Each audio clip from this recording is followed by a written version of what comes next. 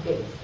Excited yung si Richard, no? Face each other sa audience. Face each other sa para maninod kuha ni Josie. Okay na, maminata sa mensahe sa itong best man and maid of honor.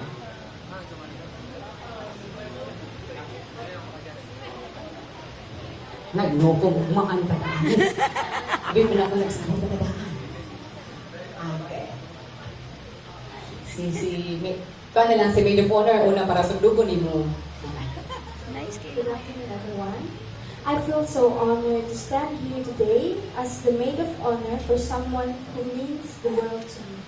Ate Jessica, you've been my best friend, sister, cousin, for as long as I can remember.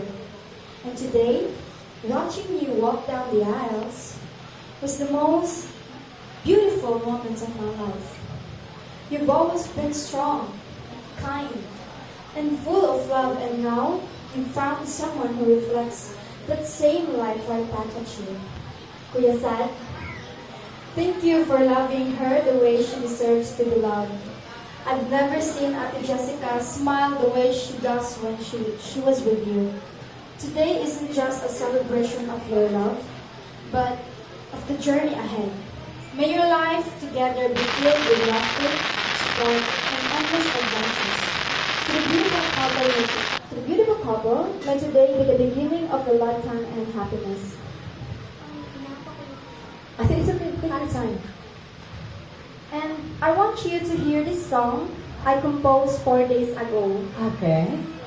Sit a cappella lang po ba? A cappella. Okay. I would like to request a little bit of ansaka lang.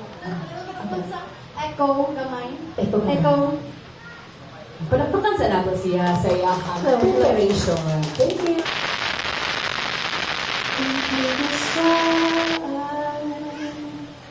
The nights were long. We shared our laughter. We sang our song. No worries than just you and me. And our circle of family. You were my brother, you were my sister. Through the dark dawn I felt lighter. When my heart was starting weak, you were the joy I used to see.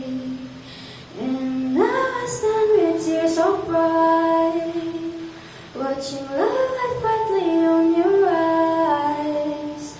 From our circle of dreams to the light that you will bring, I'll always carry the love and joy you give to me. I was the third wheel, tagging along, but with you too, it all felt strong.